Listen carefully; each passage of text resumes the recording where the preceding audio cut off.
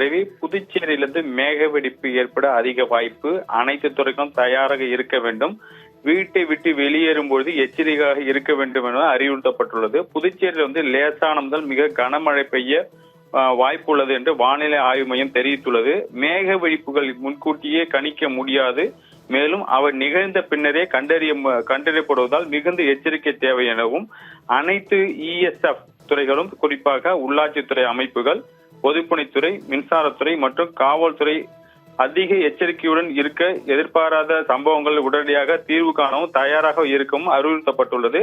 மேலும் வீட்டை விட்டு வெளியேறும் இருக்க வேண்டும் அறிவுறுத்தப்பட்டுள்ளது. மருத்துவமனைகள் மற்றும் சுகாதார வசதிகள், சுகாதார மற்றும் குடும்ப நல துறை தயாராக இருக்கவும் அறிவுறுத்தப்பட்டுள்ளது. மேலும் தேடுதல் மற்றும் மீட்பு நடவடிக்கை, அதாவது தீயணைப்பு மற்றும் மீட்பு சேவைகள் முழுமையாக இருக்க வேண்டும் என அறிவுறுத்தப்பட்டுள்ளது.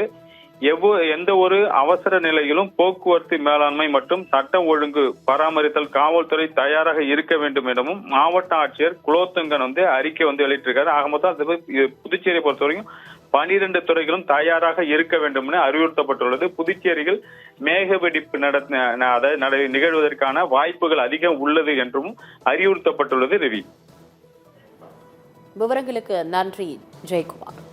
புதுச்சேரியில் மேகவெடிப்பு ஏற்பட வாய்ப்பிருப்பதால் முன்னெச்சரிக்கை நடவடிக்கைகளை தீவிரப்படுத்த வேண்டும் என்று மாவட்ட ஆட்சியர் குலோத்துங்கன் உத்தரவிட்டிருக்கிறார்.